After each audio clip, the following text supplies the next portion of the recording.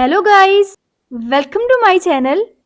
In this video I am going to show you how to change WhatsApp theme on iPhone. Let's get started. Firstly, go to WhatsApp. You look at the bottom right corner. Click on settings icon. In settings page, click on chat section.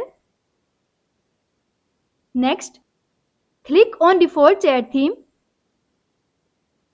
Here you can choose any theme for WhatsApp chat.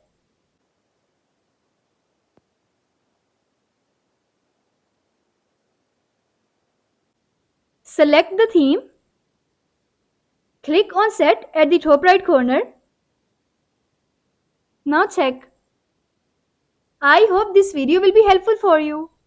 Guys, don't forget to like, share and subscribe my channel. Thanks for watching.